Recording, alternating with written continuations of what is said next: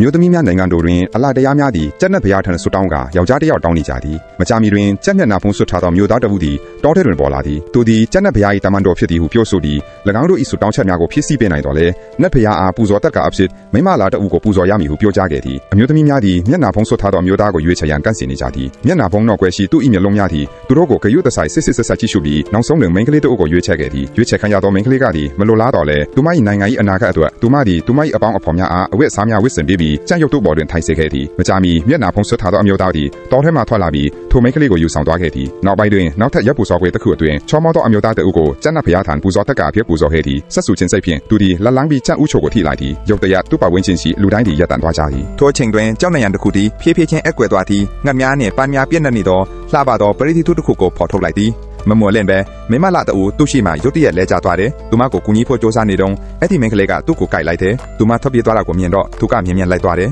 မင်းမလာလေးကသူ့ကိုတစ်ပင်ပေါ်ကနေချုံခိုတိုက်ခိုက်ခဲ့ပြီးမဲ့အားနေတယ်သူကသူမကိုပါရိုက်ပြီးမိမောသွားတယ်မိဖုရားကအယမ်းကြည်နပ်သွားပြီးချက်ချင်းပဲသူမရဲ့လက်အောက်ငယ်သားတွေကိုအဲ့ဒီလူကိုသူမရဲ့အခန်းကိုပို့ဖို့အမိန့်ပေးလိုက်တယ်အဲ့ဒီလူကမိဖုရားရေချွတ်နေတာကိုမြင်တော့သူမရဲ့ဆွဲဆောင်မှုရှိတဲ့ခန္ဓာကိုယ်ကိုဖုံးအုပ်ဖို့စောင်းတစ်ထည်ယူလာပေးတယ်ခိုင်မာတဲ့အမွေဆက်ခံတို့တရားမွေးဖွားဖို့အကြမိဖုရားကသူ့အကြဆွဲဆောင်မှုရှိတဲ့အကတ်တစ်ခုလုပ်လာတယ်သူ့ကိုအလွန်အမင်းဆွဲဆောင်ခံရတာကိုမြင်တော့အိတ်ခမ်းထဲမှာသူမကိုစောင့်ဖို့ပြောလိုက်တယ်ဒါပေမဲ့တောထက်ကမိမလာလီကရုတ်တရက်ပေါ်လာပြီးသူမကအဲ့ဒီလူကိုအရင်တွေ့ပြီးသူမရဲ့ပိုင်ဆိုင်မှုလို့ပြောလိုက်တယ်အဲ့ဒီလူကသဘောတူပြီးမိဖုရားကိုမြေပြင်ပေါ်တွန်းချပြီးကြီးမားတဲ့ပြဿနာဖြစ်စေခဲ့တယ်သူ့ကိုမောင်းမိုက်တဲ့အခန်းထဲမှာပိတ်လောင်ထားပြီးအဲ့ဒီမှာနောက်ထပ်မိမလာလီတူဦးနဲ့တွေ့ခဲ့တယ်သူမကသူ့ကိုမြန်ထွက်ပြေးဖို့တတိပေးခဲ့တယ်အဲ့ဒီလူကသူမကိုခေါ်သွားခြင်းပေးမယ်မိဖုရားရဲ့မာနထောင်လွှားတဲ့ရဲတန်ကနောက်ကနေထွက်ပေါ်လာတယ်သူမကသူမရဲ့လူလေးကိုအဲ့တဲ့ယောက်ျားလေးကိုခေါ်ဆောင်သွားဖို့အမိန့်ပေးခဲ့ပြီးဒီကိုလာတဲ့ယောက်ျားတစ်ယောက်မှထွက်သွားခွင့်မရှိဘူးလို့အဲ့ဒီလူကိုပြောခဲ့ပါတယ်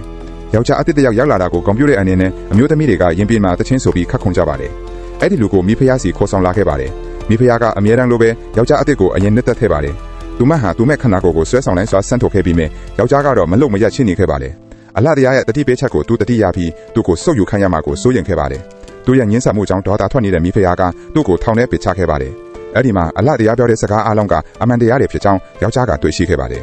ကံကောင်းတောင်းမှဆိုတာပဲအချင်းသားတွေထဲမှာကျွမ်းကျင်တဲ့တန်ထေပန်းပို့ဆရာတယောက်ရှိနေပါတယ်